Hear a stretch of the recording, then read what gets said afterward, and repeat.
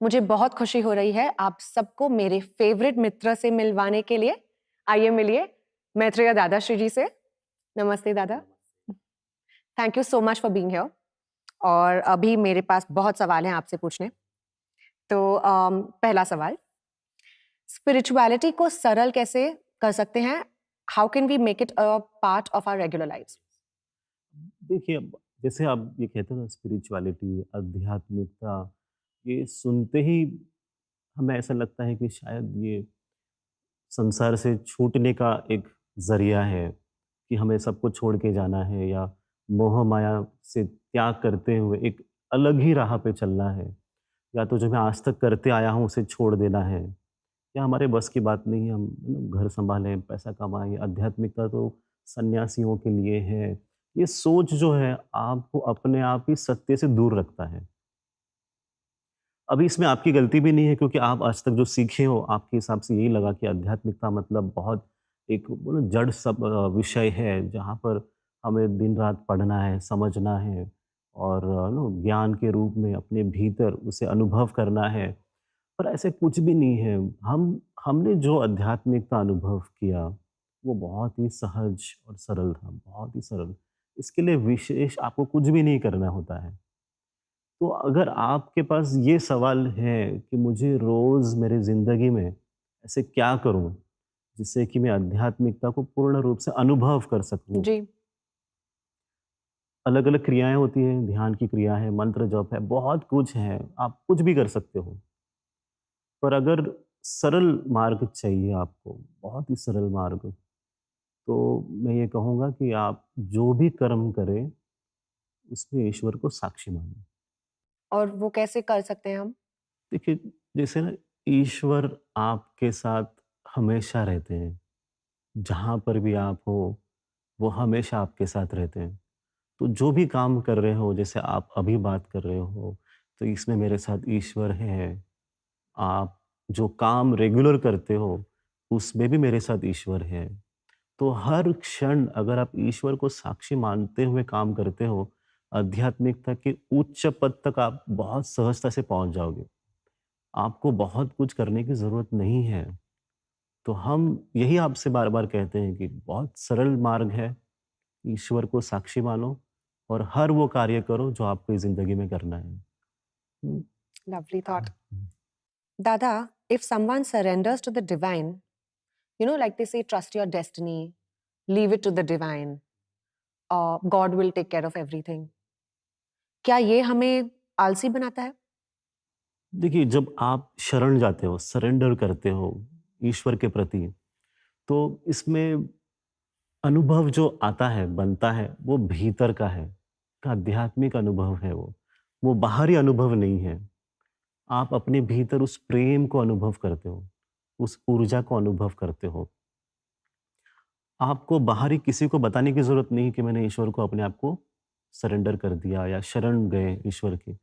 उससे कुछ नहीं होगा। तो अगर आप इसको ऐसे समझ रहे हो कि एक एक्शन है ये, एक कार्य है कि मैंने ईश्वर को सरेंडर कर दिया। आप सँभालो, आप करो। इसका मतलब ये नहीं कि आप अपनी लाइफ़ में कुछ नहीं करो। अगर आप सच में ईश्वर को शरण जाते हो, सच में मतलब आपके दिल से वो भाव आता है कि मैंने सब कुछ छोड़ दिया ईश्वर के हवाले। जैसे ही वो शुद्ध भाव आपके दिल से आएगा, तुरंत आपको आपके ईश्वर काम कराने के लिए लगा देंगे। ईश्वर कहेंगे आपको कि अब चलो, ये आपके लिए काम है, इसे आपको पूर्ण करना है। जो ये कहता है कि हम आलसी बन जाएँगे, इसका मतलब उन्होंने सरेंडर किया ही नहीं है। ये मन के भीतर का ही उनके अंदर कशमकश चल भ्रम। रही है जी। कि नहीं मैंने सरेंडर कर दिया, देखो ईश्वर ने किया नहीं। ईश्वर चाहता है आप कर्म करें, कार्य करें, बिना कर्म आप कुछ भी हासिल नहीं कर सकते हो। प्रार्थना भी करोगे तो उसके साथ कर्म लगेगा। ये नियम है इस विश्व का। पूरी पृथ्वी में आप यही देखोगे धरती पे, आप करें तभी आपको मिलेगा, अदरवाइज़ वो सिर्फ़ सपने में रहेगा। उसे साकार होने के लिए आपको कर्म करने होंगे। तो ईश्वर चाहता है आप कर्म करें, आलसी न बने। अगर आलसी बन रहे हो तो आपका मन है और कुछ नहीं है। क्या ध्यान, मेडिटेशन से आध्यात्मिक परिवर्तन होगा? आप जब ध्यान करते हो उसका एक लक्ष्य होता है ना, जैसे आप एक ईश्वर के रूप को देखा या ज्योत को देखा, आप हमेशा यही भाव से बैठते हो कि हम एक रूप हो जाएं, हुँ, एक दूसरे को समझें, अनुभव करें। तो ये क्रिया अपने आप में आध्यात्मिक क्रिया ही है। पर ये आध्यात्मिक क्रिया आपके भीतर जो आध्यात्मिक परिवर्तन होना चाहिए, उसकी शुरुआत नहीं कर पाता। पर जो आध्यात्मिक क्रिया पहले से बन चुकी है, उसका जो असर आने वाला है, वो जल्दी आपके पास पहुँच जाता है। जो बदलाव आपके भीतर होने वाला है, शारीरिक, मानसिक या भावनिक जो भी बदलाव आने वाला है, वो जल्दी-जल्दी आता है ध्यान करने से। अभी ये भी एक प्रश्न आता है कि कौन-सा ध्यान करें? हुँ, अनेकों ध्यान जी, हैं, है ना? तो मैं ये करूँ, वो करूँ, चक्र ध्यान करूँ, नहीं करूँ। तो हम ये कहते हैं कि हर ध्यान में एक पर्पज़ होता है, एक विशेष उद्देश्य होता है। हम जो सिखाते हैं वो संबोध ध्यान है और संबोध ध्यान का उद्देश्य ही है कि आप परिवर्तन को जल्दी अनुभव करें। जब आप ये ध्यान करते हो तो आप जल्दी-जल्दी उस सीढ़ी पे चढ़ना शुरू कर देते हो और ईश्वर को वो मौका मिल जाता है आपके भीतर बदलाव लाने के लिए। तो डेफ़िनेटली मैं ज़रूर ये कहूँगा आपसे कि ध्यान कीजिए, संबोध ध्यान कीजिए, इससे बहुत जल्द फ़ायदा मिलेगा। आप ब्रेथ वॉच भी कर सकते हो, साँसों को भी देख सकते हो, उससे भी जल्द फ़ायदा होगा। और अगर आप करते जाएँगे निरंतर, तो आपके लाइफ़ में ये जो परिवर्तन की स्थिति है, आप उसे सत्य के रूप में देख पाएँगे। हुँ, लेकिन ब्रेथ वॉश बहुत टाइप के होते हैं। हर एक बंदा कुछ और ही प्रिस्क्राइब करता है। So how do we understand what is right for us and what is not? देखिए ब्रेथ वॉच बहुत सरल है, बहुत ही सरल है। बट बहुत कठिन भी है उसे पूर्ण करने के लिए, सिद्ध करने के लिए बहुत कठिन है। सो इसमें आप ब्रेथ वॉच में सिर्फ़ वॉच करना होता है, ब्रेथ कंट्रोल नहीं है। जब कंट्रोल करते हो तो उसके 100 क्रियाएँ हैं कि कैसे कंट्रोल किया जाता है। ब्रेथ वॉच जो है वो नेचुरल है। जो अभी चल रहा है बस उसे देखना है। थोड़ी देर के बाद फ़ास्ट होगा, थोड़ी देर के बाद स्लो होगा। आपको बस उसके वेरिएशंस उसमें बदलाव दिखते जाएँगे। पर आपको बस देखना है, वॉच करना है, बस अपने साँसों को देखते रहो। जो भी गति है देखते रहो। इसमें कोई प्रकार नहीं है। That's true. लेकिन दादा जभी भी मैं अपना पर्सनल एक्सपीरियंस बताती हूँ। जभी भी कोई मुझे बोले ना ब्रेथ वॉच करो, तभी मेरा ध्यान उस पे जाता है और मैं कंट्रोल करने लग जाती हूँ। तब तक it's normal my breath is flowing. The minute somebody tells me okay now let's focus on your breath, I start to control it. It's very difficult to distinguish between the 2। या सो ये practice से ठीक हो जाएगा। जैसे आपने जो भी पहले सीखा होगा, वो शायद बॉडी में आपके शरीर में ना बैठ जाता है कि जी। मुझे कंट्रोल करना है, साँस को कंट्रोल करना है। जैसे आप प्रैक्टिस फिर से शुरू करेंगे, देखने का सिर्फ़ अपनी साँसों को, अपने आप ही परफेक्शन आते जाएगा। हुँ? जो लॉर्ड बुद्धा जो है गौतम बुद्ध उन्होंने यही सिखाया ब्रेथ वॉच करो। हुँ, most simple but very difficult to yes. Attain. तो आपको जब समय मिलता है तो कर सकते हो। So is this also a form of detachment? आपने अर्लियर कहा था कि be the observer, right? Basically in every situation what you had told me earlier was you need to be the observer and observe the situation around you. That is the ultimate goal, right?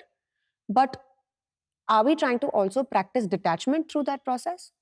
देखिए, आपको किसी से अलग होने की अपनी तरफ से कोई क्रिया नहीं करनी है। I am trying to detach my self from this world, don't do it. जी। बिकॉज़ ये करने जाओगे आप अपने आप को सबसे अलग करने की, आपको ही तकलीफ ज़्यादा होगी। जब वो समय आता है असत्य से सत्य की ओर जाने का, तो बहुत सहजता के साथ हो जाएगा वो, अपने आप ही हो जाएगा। आप कोशिश करते रहोगे, तकलीफ बढ़ती रहेगी और बार-बार अपने आप से कहोगे, उसके साथ हो गया, इसके साथ हो गया, मेरे साथ नहीं हो रहा है, ये तकलीफ और बढ़ेगी। तो आप बस ये देखिए कि मुझे असत्य से सत्य की ओर जाना है। जैसे आप सोच लेंगे आप ये, अपने आप आपका मार्ग बहुत सुखमय हो जाएगा। बहुत अपने आप ही आप वहाँ तक पहुँच जाएँगे कि हाँ, आज मैं अपने आप को मुक्त अवस्था में देख पा रही हूँ। हुँ, सबके बीच में होते हुए भी हुँ, सबसे आप मुक्त रहोगे। हुँ, यहाँ पर एक आपकी तरफ से कोई कोशिश नहीं है कि मुझे अलग होना है, ये इल्यूज़न है, ये माया है, ये झूठा है। ये सब नहीं करना है। जो चल रहा है उसे बस देखते रहो। जो अनुभव आ रहा है उसे पूर्णतः अनुभव कर लो। और आगे की ओर चलते रहो। यही आध्यात्मिकता आपसे ये अपेक्षा करती है, त्याग की अपेक्षा नहीं करता है। जो चल रहा है उसे पूर्ण अनुभव करो, हम्म, उसे जज मत करो कि मैंने परफेक्ट किया, नहीं किया। जैसे जी आध्यात्मिक गुण है कि मुझे सबको माफ़ करना चाहिए जी और मैंने नहीं किया, तो फिर से आप गिल्ट में जाते हो, दोषपना में, अरे मैं तो गलत हूँ। मैं लोगों को कह रही हूँ कि मैं आध्यात्मिक व्यक्ति बन रही हूँ और देखो मैंने क्या किया। हम्म, ऐसा भी किसी बुक में नहीं लिखा है कि आध्यात्मिक व्यक्ति को ऐसा ही होना चाहिए। अगर आप इतिहास में जाओगे पास्ट में, तो आपको सभी प्रकार के लोग दिखेंगे आध्यात्मिक पूर्णतः उन्नति हुए लोग, सभी प्रकार के दिखेंगे आपको। बहुत गुस्सैल दिखेगा, बहुत क्रोध में दिखेगा, कोई बहुत शांत दिखेगा, है ना? कोई बहुत आक्रामक होगा, अग्रेसिव होगा। आपको सभी प्रकार के लोग दिखेंगे। तो आप में भी एक गुण है जो खुल के सामने आएगा। सो उसे आने दीजिए और उसके साथ बहते रहिए। जी। ज़्यादा कुछ करने की ज़रूरत नहीं है आपको। जो आपने अभी अभी कहा त्यागना, ये हर भाव पे लागू होता है? मतलब लोग कहते हैं ना कि गुस्से को त्याग देना चाहिए और अगर आपका बिहेवियर बुरा है तो उसे त्याग दो। तो is that important for spiritual growth? देखिए, जिस चीज़ से आपको तकलीफ़ होती है, आपको उसमें से बाहर आना है। ये सोचना है आपको कि मुझे मेरे गुस्से से मुझे तकलीफ़ हो रही है, तो क्यों तकलीफ़ हो रही है? उसको ठीक करने की कोशिश करना है। उसको त्याग करने की ज़रूरत नहीं है ना? उसे आपको त्याग नहीं करना है। What is the difference? त्याग में ये होता है कि छोड़ दो, मैंने किसी पे गुस्सा कर दिया, मैंने ये बुरा कह दिया, तो इस भाव को मैंने त्याग दिया कि अपने आप हो गया मुझसे। हम्म, जो एक समय बन गया इसलिए मैंने बोल दिया, हम्म, तो मुझे अपने आप को उससे अलग करना है, भिन्न करना है। हम्म, तो ये भी क्रिया आप करते हो, ये पूर्णतः हो नहीं पाएगी बिकॉज़ कारण उसका ये है कि आपको उसको अनुभव करना बाकी हो गया। हर जो घटना आपके साथ होती है, वो चाहती है आप उसे अनुभव करो। उसमें फँसो नहीं, अटको नहीं, अनुभव करो। जैसे आप पूर्ण अनुभव करोगे, आप आगे बढ़ते जाओगे। हम्म, तो यहाँ पर आपको उससे छूटने की कोशिश मत करना, क्रोध से भागने की कोशिश मत करना। गलती हुई है तो माफ़ी माँग सकते हो और उससे भागना नहीं है कि ठीक है, हम छोड़ दो, कभी सबसे गलती होती है, मुझसे भी हो गई। ऐसा मत करो, हो गई तो अनुभव करो और आगे बढ़ते रहो। So take responsibility for your exactly actions. सही सही कहा आपने। हुँ, जी। Dada Shri ji, everyone tries to achieve the best in life. सभी सक्सेस चाहते हैं, लेकिन even after achieving everything and reaching right on top the pinnacle of success, people experience an emptiness, खालीपन लगता है। Why is that? देखिए बहुत अच्छा अनुभव है ये खालीपन, क्योंकि खालीपन आपको कब पता चला जब आपकी भौतिक जो इच्छाएँ हैं, वो पूर्ण हुई तब। तो वैसे ही आपके एक अंदर आध्यात्मिक इच्छा भी है। बहुत बार हम वहाँ पहुँच ही नहीं पाते। हम पूरी लाइफ में, पूर्ण जीवन में हम एक ही कोशिश करते हैं कि मेरी इच्छाओं को कैसे पूर्ण करें। पैसे कमा के घर चलाना हो या अपने सपनों को पूरा करना हो, ये सारी भौतिक इच्छाएँ हैं। पूर्ण जीवन में कई बार ये इच्छा पूर्ण होती ही नहीं है। पूरे जीवन में आप नहीं कर पाते हो। कई लोग दुःख में ही जीवन का अंत हो जाता है। तो मैं ये कहता हूँ कि भाग्यशाली हैं वो लोग जिनकी भौतिक इच्छाएँ पूर्ण होते हुए दिख रही हैं और वो खुश है उससे। ताकि होता क्या है कि उसके बाद ध्यान आपका आपके भीतर जाता है जी। और तब पता चलता है कि अरे मेरे भीतर और भी कुछ बाकी है। मैंने वहाँ पे ध्यान ही नहीं दिया। अगर आपकी भौतिक इच्छा पूर्ण नहीं होती, तब आप व्यस्त होते उन चीज़ों को हासिल करने के लिए। आज ऐसे है कि वो सब पता चल गया। पैसे हैं, अच्छे लोग हैं, सक्सेसफुल लाइफ है, बट भीतर अभी भी बच गया है। तो जो आध्यात्मिक प्रश्न है, उसका जवाब नहीं मिला। सो भौतिक जीवन में आपने चीज़ों को हासिल किया। आध्यात्मिक जगत में आपको सत्य को अनुभव करना होता है। तो जितना बड़ा अंतर है आपके आध्यात्मिक जगत में, आपके बीच में और सत्य के बीच में, उतनी ही ज़्यादा तकलीफ रहेगी। वो सत्य मेरे से बहुत दूर है, मुझे प्राप्त करना है, मुझे वहाँ तक पहुँचना है। तो ये जो आप वॉइड कहते हो, खालीपन कहते हो, वो खालीपन आपके और आपके सत्य के बीच का जो अंतर है, वही है। और उसके लिए आपको काम करना होगा, आगे बढ़ना होगा अनुभव करने के लिए। हुँ, आप अनुभव का ये शब्द बहुत हुँ, सरलता से यूज करते हुँ, हैं, हुँ, लेकिन हुँ। इसे पार करना और असल में अनुभव करना, क्या ये मुश्किल है? नहीं, मैं फिर से ये कह रहा हूँ, बहुत आसान है, कुछ भी नहीं आपको करना होता है।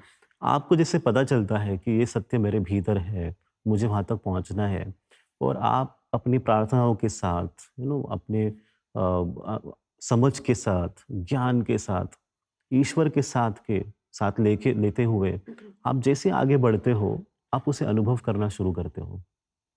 तो इसके लिए आप जैसे अपने मन में सोचोगे आप, ये तो बहुत मुश्किल लग रहा है, शायद मैं कर नहीं पाऊँगी, मतलब ये कुछ अलग है, पर ऐसा बिल्कुल नहीं है। जहाँ पर हो आप, जहाँ-जहाँ आपका शरीर जाता है, मन जाता है, दिल जाता है, साथ-साथ आपके आध्यात्मिक स्थिति भी चलती है। जैसे आप उसे कनेक्ट करोगे, एक संबंध बनाओगे सत्य के साथ, आपको सब कुछ हासिल उसी क्षण हो जाएगा। उसके लिए आपको हिमालय नहीं जाना है, कोई आश्रम भी नहीं जाना है। बैठे-बैठे जहाँ पर हो, आँख बंद करो, अनुभव करो। शुरुआत तो कर लो। हाँ जी, बिल्कुल। इसमें कर्मा का कुछ रोल है? ज़रूर, कर्म बहुत महत्वपूर्ण अपना एक रोल निभाते हैं इसमें, कि अच्छे कर्म हैं तो बहुत सहजता के साथ आप आगे चल पाओगे। आपको सहायता करेगा, एक एक वातावरण निर्माण करके देगा आपको अपनी आध्यात्मिक प्यास को बुझाने के लिए। अगर कर्म ठीक नहीं है तो तकलीफ बढ़ सकती है, तो वहाँ पर शायद आप आध्यात्मिक प्यास के पास नहीं देख पाओ। पर इस पे भी एक अच्छी चीज़ ये होती है कि कई बार दुःख में जाते हैं हम, सबसे पहले भागते हैं ईश्वर की तरफ। आप कुछ करो, आप ये सब देख रहे हो, मैं तकलीफ़ में हूँ, आपने कैसे देख लिया ये सब? तो ये भी एक मौका है कि आप ईश्वर से जल्दी संबंध बना लेते हो। तो दुःख में भी ईश्वर मिल सकता है, और पूर्ण सुख प्राप्त होने के बाद भी आध्यात्मिक स्थिति बन सकती है। दोनों तरीकों से हो सकता है। तो कर्म होते हैं, सुख और दुःख बनाते हैं। दोनों में से भी आप ईश्वर को देखोगे, तो आपका अंतिम पड़ाव बहुत जल्द आपको मिल जाएगा। लेकिन ईश्वर इतने 7.5 बिलियन लोगों की बातें सुन सकते हैं? 100% मतलब ज़रूर सुन सकते हैं, बिकॉज़ ईश्वर एक नहीं है ना, सबके दिलों में है, सब जगह फैला हुआ है। तो उनका जो वास है, उनका जो अस्तित्व है, कण-कण में है, सभी के दिलों के भीतर है ही है। तो वो सभी को अनुभव कर लेते हैं, सबकी इच्छाओं को समझ लेते हैं। So, Dada, a lot of people believe that deity worship doesn't really count in spiritual enhancement. What is your take on that? जैसे आप अपनी आध्यात्मिक यात्रा शुरू करते हो, आपको इसमें ये देखना है कि मेरा अंतिम सत्य का अनुभव कैसे बनने वाला है। मुझे अगर सिर्फ़ ध्यान करते हुए ही जो परम सत्य है, उससे एक रूप होना है, तब आप ईश्वर को फ़ॉलो करना हो, उनके रूप को देखना हो, ये ज़रूरी नहीं है। अगर आपको ईश्वर का अनुभव चाहिए, फिर आपको उनके फ़ॉर्म के साथ एक संबंध बनाना होता है। एक भक्त है, जो ईश्वर के रूप को ही देखता है और अपना संपूर्ण विश्व उनके भीतर ही देखता है, कि मेरे ईश्वर ही सब कुछ है, वही परम सत्य है। कोई और है जो कहता है कि निराकार है, ईश्वर का रूप नहीं है, तो वो उसी के साथ चलता है। तो आप अपने आप को कहाँ देखते हो आध्यात्मिक पथ पे? मुझे ईश्वर चाहिए, तो आप ज़रूर अपने ईश्वर की पूजन कर सकते हो, पर एक उद्देश्य के साथ, कि उन्हें मैं अनुभव करूँ। उनसे कुछ प्राप्त न करूँ नहीं, कि वो मुझे और कुछ दे, पैसा दे, सक्सेस दे। उनको अनुभव करने की कोशिश करना। है ना? ये बहुत स्वार्थी हो जाते हैं कि हम उनके पास जाएँ, एक चीज़ माँगे, वो दें और आप घर चले जाएँ। आप उन्हें क्यों नहीं माँगते हो? आप उन्हें माँगिए कि मुझे आपको अनुभव करना है ना? आप क्या कितना माँगोगे आप? Entire world which is still very tiny, बहुत छोटी चीज़ है ईश्वर को देने के लिए। आप ईश्वर को माँगिए, वो सबसे बड़े हैं, अंतिम सत्य है। तो उस भाव से आप वर्शिप करते हो तो अच्छा है। ईश्वर नहीं चाहता कि आप वर्शिप करें। आपके वर्शिप से ईश्वर बड़े होते हैं ऐसा नहीं है। आप बढ़ते हो अपने आध्यात्मिक जी, पथ पे, जी। है ना? तो भाव बहुत ज़रूरी है, आप जो भी कर रहे हो उसके पीछे। हुँ। हुँ। सो माय नेक्स्ट क्वेश्चन, आजकल लोग बहुत सारे अलग-अलग मेडिटेशंस एंड टेक्निक्स प्रैक्टिस करते हैं। Does this actually help in spiritual growth or is it detrimental to practice multiple things together? देखिए, आप जो आपका चॉइस है आप ज़रूर फ़ॉलो कर सकते हो। जो आपको ठीक से लगता है, दिल से लगता है कि मुझे ध्यान नहीं आता, मत कीजिए। हाँ, मैं थोड़ा मंत्र जप कर सकते तो वो कर लीजिए। वो भी नहीं होता है तो हम बहुत सरल कहते हैं लोगों से। सभी को एक बहुत फिक्स्ड प्रैक्टिस है व्हिच वी टेल एवरीवन, सभी को एक रोज़ आपको अपने ईश्वर के साथ बात करना है। बस उनसे बात करते रहिए। जहाँ पर भी जा रहे हो बात करते रहो। उसके अलावा कुछ और करने की ज़रूरत नहीं है। समय है तो आप कर सकते हो, दिल से लगता है तो कर सकते हो। पर कम से कम जो रोज़ करना चाहिए, निरंतर करना चाहिए, वो है अपने ईश्वर से बात करना। वो आप ज़रूर कीजिए। इसके अलावा जो भी आपको ऐसा लगता है कि ये मेरे लिए सही नहीं है, तो आप उसे छोड़ सकते हैं। अगर आप अगर उदाहरण के तौर पे कहता हूँ, आप डॉक्टर फ़ील्ड में आते हो और आपको डॉक्टर बनना है और करते-करते आपको अचानक से ये भाव आ जाए कि मुझे इंजीनियरिंग भी करना है। तो फिर सुबह आप जाते हो मेडिकल स्कूल, शाम को आप जाते हो इंजीनियरिंग स्कूल। अचानक रात को भी लग जाता है कि थोड़ा-सा मैं एक म्यूज़िक भी क्लास कर लें, तो अचानक रात को म्यूज़िक स्कूल आ गया। तो आप दिन में फिर आप क्या कर रहे हो? दिन में आप डॉक्टर बने, शाम को इंजीनियर बने, रात को म्यूज़िशियन बन गए आप। तो आपको क्या लग रहा है आप सीख पाओगे इसमें से कुछ भी? कुछ भी नहीं सीख पाओगे, है ना? तो एक समय पे एक चीज़ करना ज़्यादा अच्छा होता है। अलग-अलग चीज़ करने जाएँगे तो आप जस्टिस नहीं कर पाओगे, न्याय नहीं कर पाओगे अपने खुद के काम के लिए। तो आपको ये समझना है कि ये अलग है, वो अलग है। इसका मतलब ये नहीं कि आप वो नहीं कर सकते हो। एक को आप कंप्लीट कीजिए, पूर्ण कीजिए, फिर दूसरी चीज़ की ओर आप बढ़िए। सभी चीज़ को एक साथ लेके चलना मुश्किल हो जाता है। तो अगर आप डॉक्टरी कर रहे हो तो उसके अंदर आप बहुत कुछ पढ़ सकते हो। आप अगर फ़िल्म इंडस्ट्री में हो तो आप बहुत कुछ सीख सकते हो फ़िल्म इंडस्ट्री के अंदर ही। नो जो एक डायरेक्टर कैसे काम करता है, जी, एडिट कैसे होता है, सॉन्ग कैसे आप शूट करते हो या जो कोरियोग्राफ डांस होता है, आप बिल्कुल। वो सीख सकते हो। तो आपके पास चॉइसेस बहुत हैं। जी, अचानक से वो छोड़ के अगर आपको कुछ अलग ही काम करना है, तो वो आप नहीं कर पाओगे, है ना? प्रैक्टिकल लाइफ में ऐसे ही होता है ना, ट्रू। आप बहुत कुछ एक साथ नहीं कर पाओगे। वैसे ये चीज़ भी है और यहाँ पर आपको आपके गुरु गाइड करते हैं कि ये आपका मार्ग नहीं है।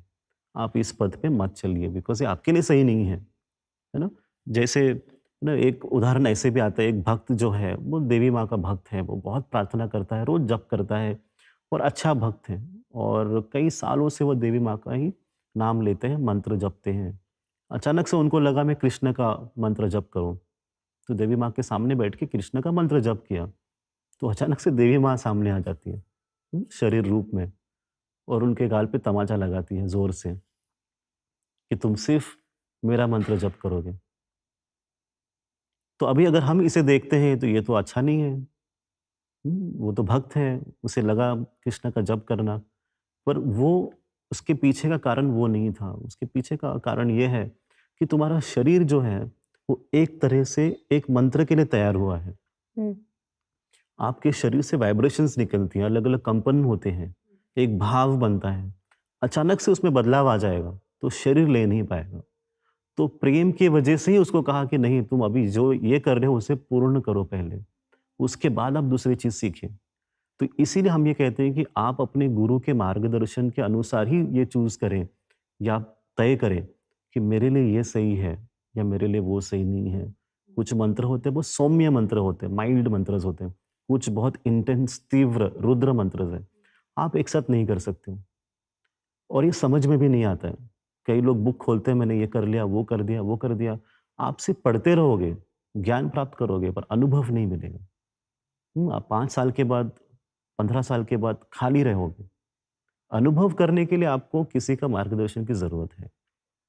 दोस्त रूप में ऐसा नहीं कि आपको बंद जाना है। हुँ, ये मार्गदर्शन अंदर से भी मिलता है, बाहर से भी मिलता है। आपको खुले हो जाना है, अपने आप को ओपन करना है, रिसीव करने के लिए, प्राप्त करने के लिए उस मार्गदर्शन को। जैसे मिलेगा यूज़ कीजिए, इम्प्लीमेंट कीजिए अपने लाइफ़ में और देखिए अपने आप ही आप एक दिशा की ओर बढ़ते रहते हो। निरंतर वो दिशा भी आपको अपनी तरफ खींचती है। तो आप अपनी लाइफ़ में क्या करना चाहते हो, तो समझते हुए आगे बढ़ो। so Dada, it's a conscious choice, you mean, that we need to choose these things consciously, right? Or um is it luck? Finding your guide, finding your guru, is it luck? हुँ, दोनों दोनों इसमें शक्यता होती है कि क्या मेरे नसीब के वजह से मुझे मेरे गुरु मिलेंगे जी, तो नसीब की वजह से ज़रूर मिलते हैं। और अगर नसीब में नहीं है, फिर भी मिलते हैं। क्योंकि अगर आपके अंदर तड़प है सही मार्गदर्शन के लिए, तो आप उस सही दिशा में ज़रूर पहुँचते हो। आपको एक प्रार्थना करनी होती है अपने ईश्वर को कि मुझे सही जगह पहुँचा दो, जहाँ मेरा ग्रोथ होगा, उन्नति होगी। एक प्रार्थना करो जहाँ पर भी आप रहते हो, आप देखिएगा आपको अपने आप वो रास्ता मिल जाएगा। आप अपने आप वहाँ पहुँच जाएँगे।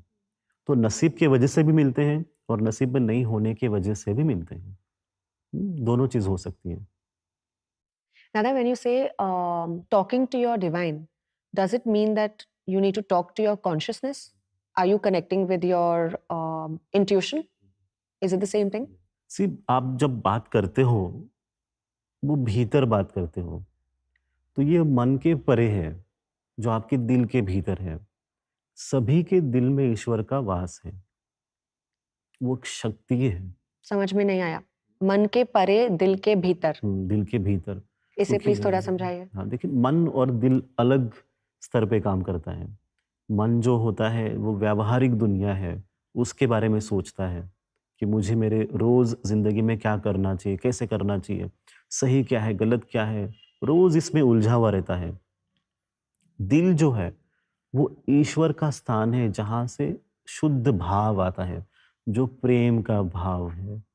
किसी के लिए आपको दया भावना आती है, क्षमा करना होता है, विश्वास आना होता है। ये सिर्फ़ दिल से आ सकता है। शरणागति की भावना, सरेंडर होना, ये दिल से आता है, मन से नहीं आता। तो जब आपको जैसे किसी के ऊपर शंका आती है, डाउट आता है, ये मन से आता है, दिल से कभी नहीं आता। सो आप इसको धीरे-धीरे समझ सकते हो कि दिल के अंदर शांति है, मन के अंदर शांति नहीं है। हम्म, जैसे आप दिल से कनेक्ट करोगे शांति का अनुभव होगा, जैसे शांति को कनेक्ट करोगे तो दिल का अनुभव होगा, क्योंकि वहीं पर आपके ईश्वर का स्थान है और आप रोज इनसे बात करते रहते हो। जो गहरी अवस्था है वहां पर ईश्वर आपके बैठे हुए हैं और आपकी आवाज सुनते हैं और वो चाहते हैं आप भी उन्हें सुनिए। आप सबको समय देते हो, कुछ समय अपने दिल के भीतर बैठे हुए ईश्वर को भी दीजिए। आप उनसे बात कीजिए, उनको भी अच्छा लगेगा, क्योंकि उनकी वजह से ही आप जीवित हो, उनकी वजह से आप सब कुछ कर पा रहे हो। तो उनसे संबंध बनाइए, उनसे बात करते रहिए। आपकी जो आध्यात्मिक उन्नति है, वो अपने आप ही बनना शुरू हो जाएगी। दादा, all are beautiful scriptures, Gita, Mahabharat, क्या ये सब फैक्ट है या फिक्शन है?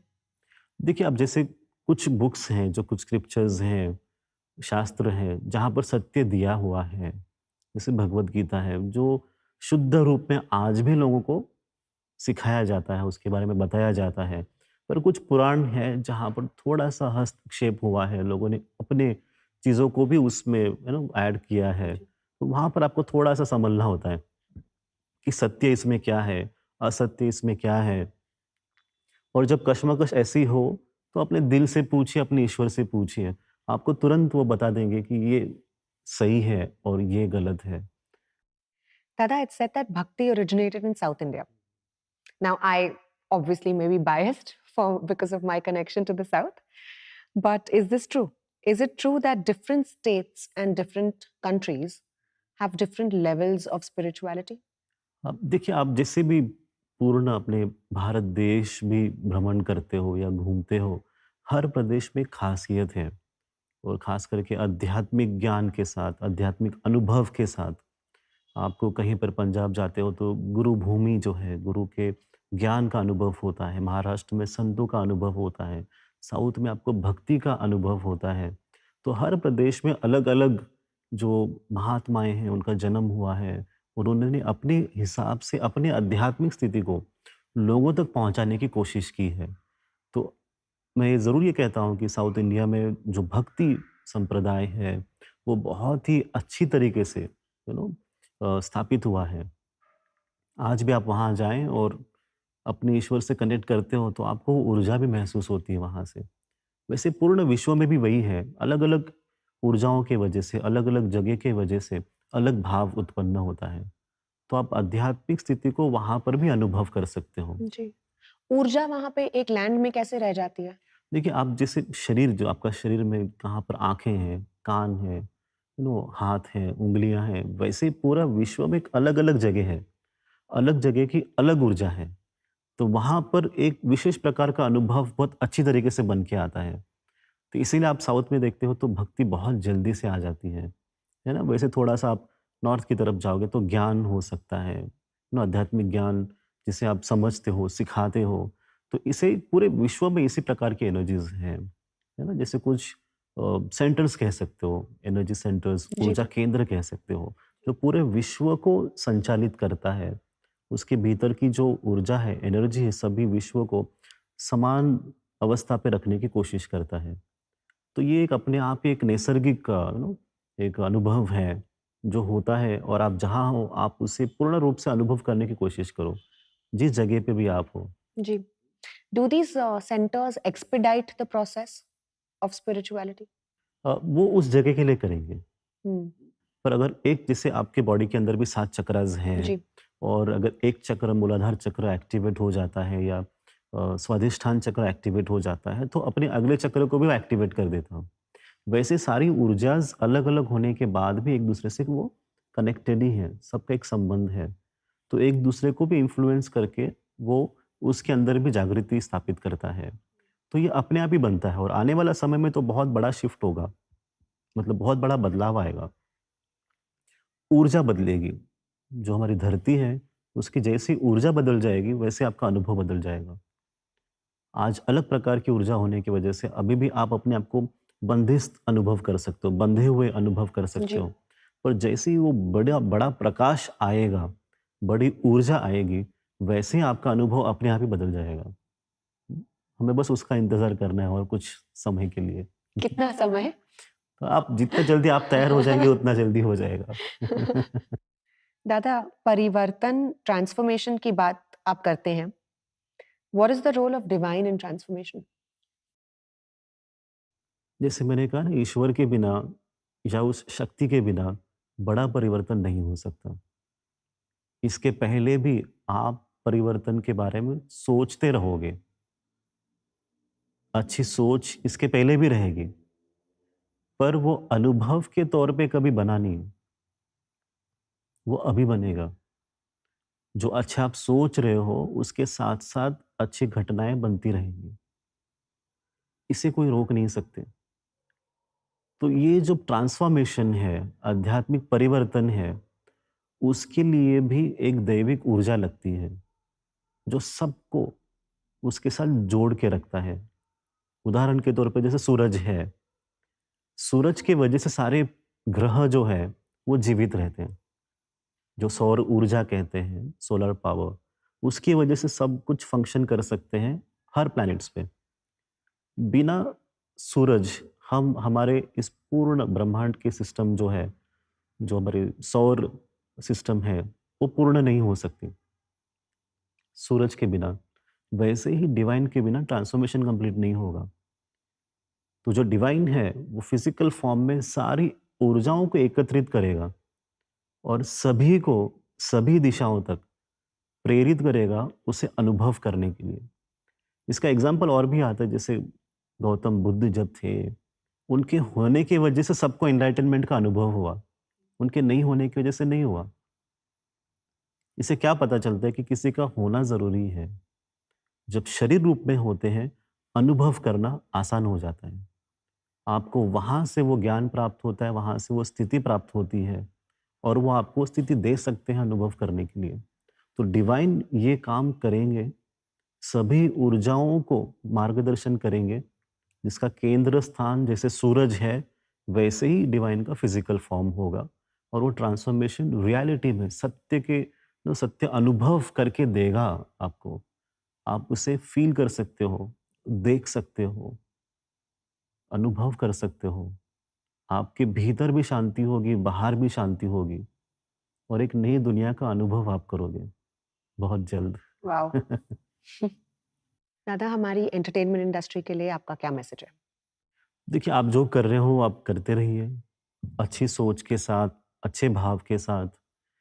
पर एक चीज़ आप सभी अपने भीतर समझ लीजिए, इसके आगे अगर आप कुछ करना चाह रहे हो, कोई भी आपका प्रोजेक्ट है, मूवी है, जो कंटेंट है, उसमें एक थॉट एक विचार सोच रखना होगा कि मेरे ये करने से कितने लोगों का भला होगा, कितने लोगों का अच्छा होगा।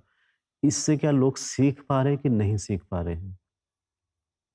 मनोरंजन करते हुए, ये नहीं कह रहे कि आपको बहुत गंभीर विषय लोगों के सामने लाना है। मनोरंजन करते हुए भी लोग अच्छी चीज़ सीख सकते हैं। और मैं ये देखता भी हूँ कई बार, शायद बहुत अच्छे ऐसे मूवीज़ अच्छे विषयों पे बनते हैं, लोग सीखते भी हैं। बिकॉज़ जो ना कारण ये है कि आप लोग रोल मॉडल बनते हो कई लोगों के लिए, ख़ास करके यूथ के लिए। जैसा आप रहोगे वैसे वो भी रहेंगे। तो आप थोड़े से अच्छा बन जाते हो, वो भी थोड़े से अच्छा बन जाते हैं। आप थोड़े से बुरा बनते हो तो वो भी थोड़ा बुरा बनने की कोशिश करते हैं। ये सत्य है, इससे इसे आप नकार नहीं सकते। आप माने या न माने, आप लोगों को इन्फ्लुएंस करते हो, उनके ऊपर प्रभाव डालते हो, तो क्यों नहीं अच्छा प्रभाव ही डालने की कोशिश करें। जब ये करोगे तो आने वाला समय आप सबके लिए अच्छा बनेगा। तो मेरी तरफ से तो पूरा आपको सपोर्ट है कि आप अच्छा काम कीजिए, लोगों को मार्गदर्शन कीजिए और अच्छा समय के लिए तैयार हो जाइए। हुँ, Thank you so much, Dada. Hmm, Thank you. Thank What a you. wonderful chat. Yes, Eye-opening, yes, really. Thank you. या Namaste. नमस्ते।